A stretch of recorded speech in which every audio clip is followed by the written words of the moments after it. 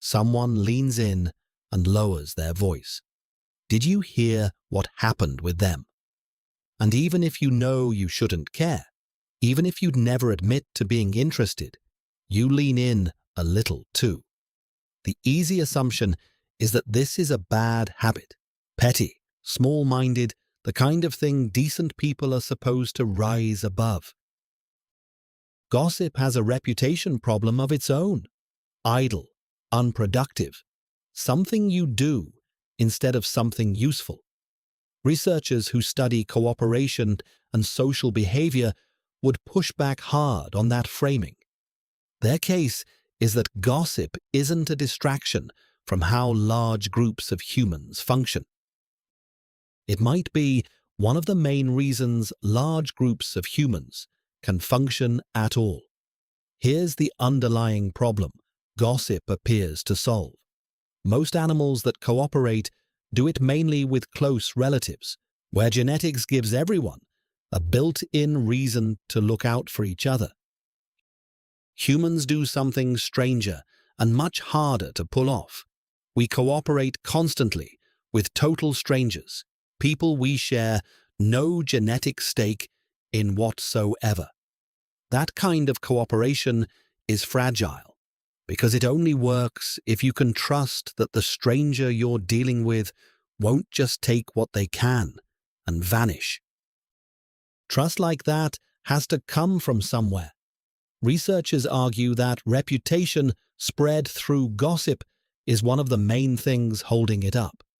Think about what reputation actually does for a group.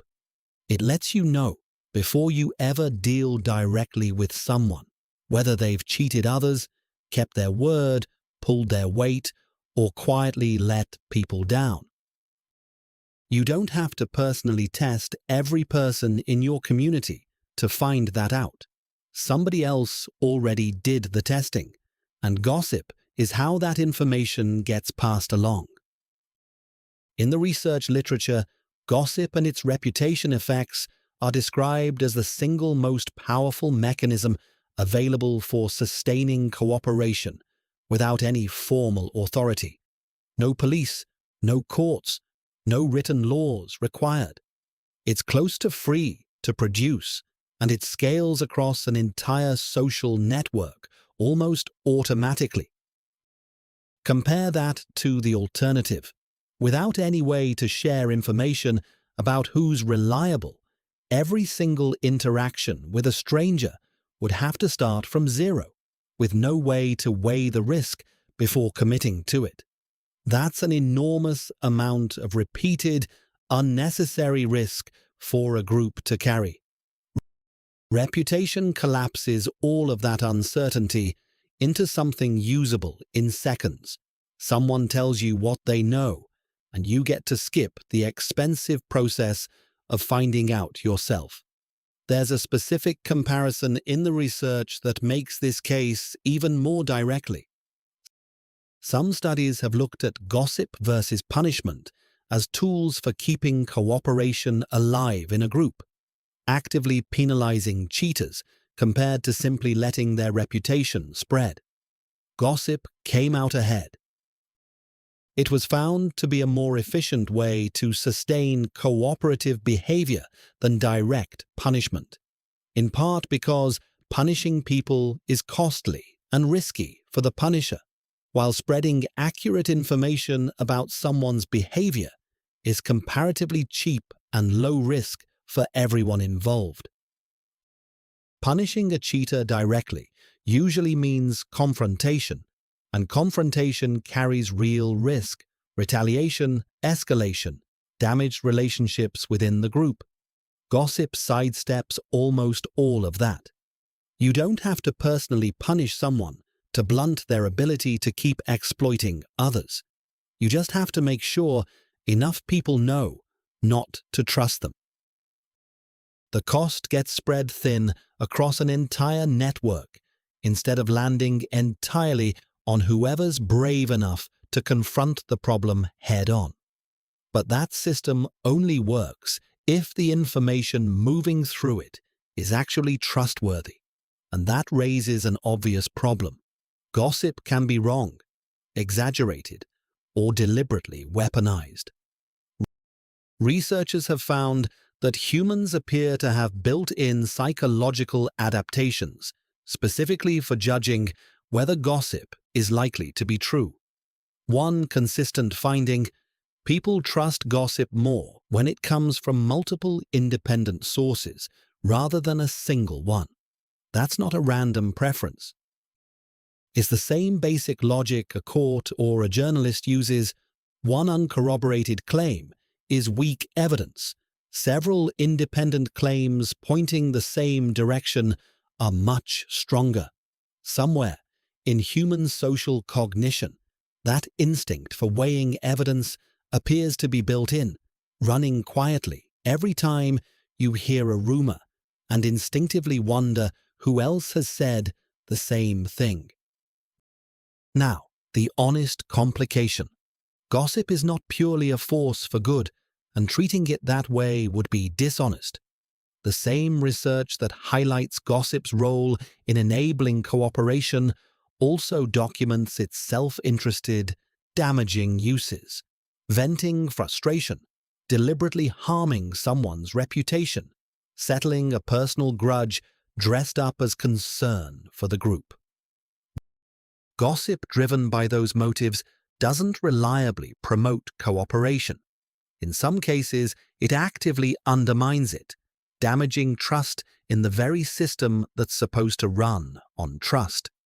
The mechanism that stabilizes large-scale cooperation and the mechanism that can destroy an individual's standing unfairly are, frustratingly, the exact same behavior, just aimed in different directions. It's also worth being clear about what kind of evidence this whole picture rests on.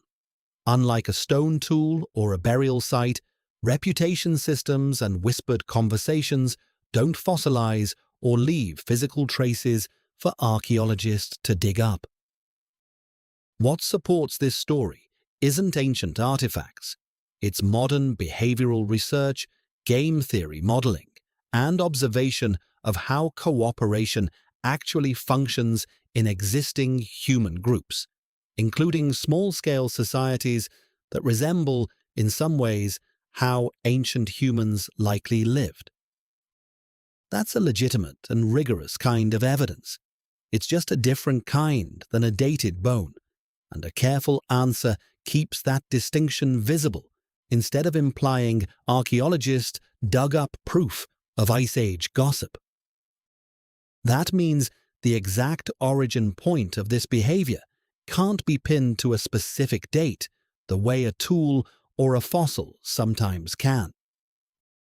What researchers can say with real confidence is that the mechanism works measurably in the groups where it's been studied, which is a different, more modest, and ultimately more honest kind of claim than pretending anyone can point to the first rumor ever whispered around a fire.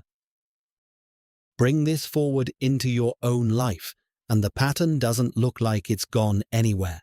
Online reviews are gossip with a rating system attached. A reference check before a new hire is gossip formalized into a phone call. A friend warning you about someone before your first date with them is doing exactly what a member of an ancestral band would have done before you trusted a stranger with your dinner, your shelter, or your safety. The format changed. The underlying function, spreading reliable information about who can be trusted before you personally have to find out the hard way, looks remarkably unchanged. Even the instinct to check multiple sources before believing a rumor maps directly onto modern behavior. You probably already do this without thinking about it, waiting to hear the same story from a second person before fully believing the first one, or discounting a single bad review buried among hundreds of good ones. That's the same credibility-weighing instinct researchers describe, just running on restaurant ratings instead of which neighbor could be trusted to share their fire. So here's the best current answer. Humans very likely learn to decide who could be trusted largely through gossip and reputation, a low-cost, high-reach system for tracking cooperative and uncooperative behavior across a group too large for everyone to have tested everyone else directly. Research suggests this system can be more efficient than direct punishment at sustaining cooperation, and humans appear to carry built-in mental habits for judging which gossip is credible, favoring information confirmed by multiple independent sources. What keeps this from being a purely flattering story is that the same mechanism can just as easily spread false or self-serving information, meaning gossip's power to build trust and its power to unfairly destroy it come from the exact same source. Here's a question for the comments. Has gossip ever actually protected you from someone you would have otherwise trusted?